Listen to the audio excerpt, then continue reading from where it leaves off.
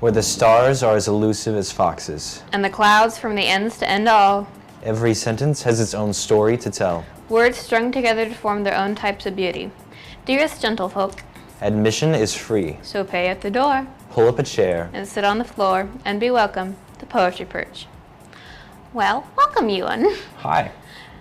How so far have you been enjoying this episode? I know it's only the beginning, Yeah. but are you looking forward to it? I'm looking forward to being cultured in an art form that I don't usually read or listen to. Well, we'll see. What's the topic for today, viewers? Well, today's topic will be on the symbolism and how it's portrayed in poetry of the emotion of anger. On to our first poem, spoken to us by one Nathaniel Rigsby. Let us read. Righteous Wrath by Henry Van Dyke. There are many kinds of hatred, as many kinds of fire, and some are fierce and fatal with murderous desire, and some are mean and craven, revengeful, sullen, slow. They hurt the man that holds them more than they hurt his foe.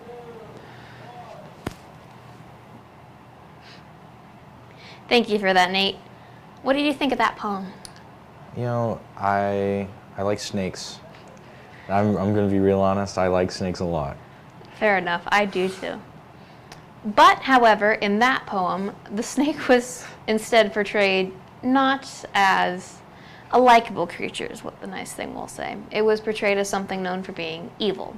And a bee, also known for hurt, I'd say, at least for a simple hurt, was also portrayed not as a good light as you might hope, but better than the snake. I don't like how snakes are always so villainized. But it also did kind of, I'd say at least,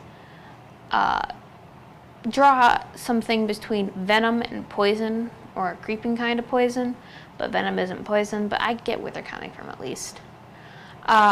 As always, snakes are somewhat villainized, and anger, as always, being seen as one of the lesser liked emotions, would, it seems, draw some comparisons between the two. On to our next poem, spoken to us by the wonderful Liz Allen. Let us read. Anger by Charles and Mary Lamb. Anger in its time and place may assume a kind of grace. It must have some reason in it, and not last beyond a minute. If to further lengths it go, it does not malice grow. 'Tis the difference that we see twixt the serpent and the bee. If the latter you provoke, it inflicts a hasty stroke, but you to some little pain, but it never stings again. Close in tufted bush or brake lurks the poison-swelled snake, nursing up his cherished wrath in the pearliest of his path. In the cold or in the warm, mean him good or mean him harm, wheresoever fate may bring you, the vile snake will always sting you. Thank you for that, Liz. What did you think anger was portrayed for in this poem, at least compared to the last one, I'd say? Well, rather than an animal, it's more vague concepts, like nature, natural concepts rather than personified through animals. Makes sense. And once again, anger is personified as something less liked in fire, and if I remember correctly, vinegar, which is not something you ever want to ingest without knowing that sometimes vinegar burns. I drink vinegar all the time. All right, Ewan. All right. On that lovely note, let's go to our third poem of the day. This one, once again, brought to us by Nathaniel Rigsby. Let us hear. Red Hot Anger by Shaylee Birdthistle. How to pale, O red-hot anger, when rods of pain stroke, and all day long it grows, stranger, beholden to stronger folk. An anger that knows no voice, born no bread by choice. Leave me die in a quiet corner, seize the day and all of that. Close your eyes, insipid mourner, remove your mask and raise your hat. Thank you for that, Nate. Have you ever felt anger this bad in your life, do you think? I've definitely felt anger towards others, but I'm not typically like a confrontational person in that way. Unless it's like really stressing me out, then I am someone who confronts stress through conversation rather than, cutting myself off from that person. That makes sense. In this poem, it's talked about the difference between the anger at someone you care about, like a friend, or someone you don't like as much, like the foe so much in this poem. Both are very different, mainly because one, like you said, is actually talked about and you express your anger and you understand why, while the other is kind of left to just fester, and that's not necessarily good because anger and hatred, when left to fester, can hurt you just as much as someone else, and I'm pretty sure this was shown minimum hurting someone else in this poem. Now, onto our fourth poem, once again by the lovely Liz Allen. Let's hear her. Revenge by Mary Tucker Lambert. Ah, I could curse them in my woe, e'en as the viper stings, and to the heel that strikes it clings, so I could plant my blow. Yes, I could pray that fell disease should torture them with pain, that plague should fall in every rain, miasma taint each breeze. That wealth should vanish and the curse of poverty should reign, that cries for bread should be in vain, an always empty purse. That friends should die and every pride should vanish in a day, till even hope withdraws her ray, and naught of joys abide. Yes, I could whisper in the ear of one who loves to tell some fabrication, dark as hell as scandal loves to hear. Revenge is sweet, I could invent, full many a thousand way, that would my heartfelt wrongs repay, could they my soul content. But could I go to sleep in peace, and could I dream of heaven, could I e'er hope to be forgiven, when death came to release. Revenge is sweet to those who live, but when we think of death, the ebbing of this life-tide breath, 'tis sweeter to forgive.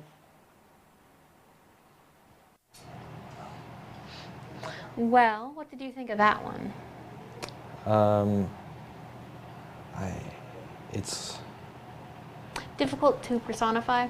yeah, Fair enough. I don't know. I don't really hold grudges in that way, you know? I get that. Personally, I don't really hold grudges, at least in that bad of a, how do I say this? Toxic way almost, because that poem showed one of the ways that anger and hatred can turn into something really kind of poisonous if you let it fester. I use that word a lot, but it's one of the right words in my opinion, with how it's portrayed at least, because it got kind of dark. But with some people, that's how they let their anger stew. They don't act on it. They don't try and talk it out, or at the very least try and release it in, I don't know, a rage room or something. There's one in Fort Wayne, actually. Yes. Well, after that bit different poem, let's head on to our fifth poem, once again by Nathaniel Rigsby. The Fury That Breaks by Michelle Buzeau.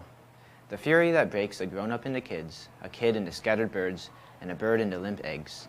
The fury of the poor takes 1 part oil to 2 parts vinegar. The fury that breaks a tree into leaves, a leaf into deranged flowers, and a flower into wilting telescopes. The fury of the poor gushes 2 rivers against 100 seas. The fury that breaks the true into doubts, doubt into 3 matching arches, and the arch into instant tombs.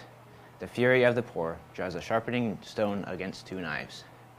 The fury that breaks the soul into bodies, the body into warped organs, and the organ into 8 doctrines.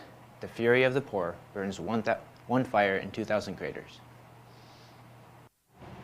This one seems in a very similar vein to what we've read before. I've noticed a bit of a pattern here, have you? Yeah, a lot of these have fire as a theme. Fire is like... And pain, a lot of pain. Fire is usually the element associated with anger because it destroys. Fair enough, but also when you think of anger, typically you think of faces turning red. And a lot of times, what do you think of when you think of red? Fire, I would think at least. Apples. Or a fire truck. I don't know if you're the exception or not, Ewan, because at least I think of like a fire truck or a fire hydrant, but Fair enough. I also don't really eat apples a lot, so Okay. back on topic. I've noticed that a lot of times anger is conjoined, at least in poetry, with either something people are afraid of and don't know much of, very least able to stop like a river or a fire or a snake. You can't really stop a snake bite after it happens. Yeah, almost like a divine force. Fair enough. A lot of times anger of the gods is a thing in mythology. But for this, it's very different, I'd say, with how it's portrayed compared to typical mythology, at least. This is more of a personal, it seems, kind of anger than the, how do I say this? Impersonal? I don't know if that's the right word or not.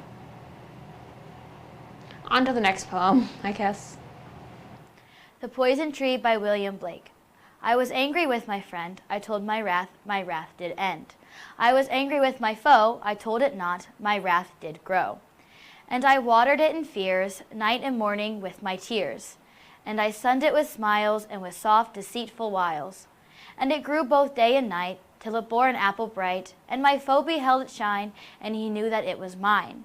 And into my garden stole, when the night had veiled the pool, and the morning glad I see my foe outstretched beneath the tree. Once again, quite similar themes, do you think? Yeah, more friend, foe type themes. Well, it's kind of different than the other themes so far. The themes, at least, are very common, it seems, with animals, fire, and a lot of pain. Mm-hmm. But that does make sense because having a lot of anger can cause pain for both yourself and other people, I guess. And a lot of times when anger, at least, is portrayed, it's typically with a burning red face because of, I don't know. So I guess the pain and the heat go together, as well as, I guess, fear of snakes and the like. I don't quite know, but it's interesting to analyze, at least. I say that poets start becoming more creative and find different ways to personify anger, but that's just me, I guess. That is a good take, in my opinion. Maybe I should be a poet and be better than all the other poets. I'd like to see what you could whip up, Ewan. It'd be interesting, to say the least, compared to some of these other ones that, very least, are similar. They're not bad, but they are very similar. Well, we'd like to thank you for being here, and with that, where the moon glows and meadows bright, And the grasses whisper their prose for all. every story tells its own and words abound. Beauty shines her face through every line. Dearest gentlefolk, admission was free. You paid at the door. You pulled up a chair, And sat on the floor. and we look forward to your return to Poetry Perch. Bye-bye.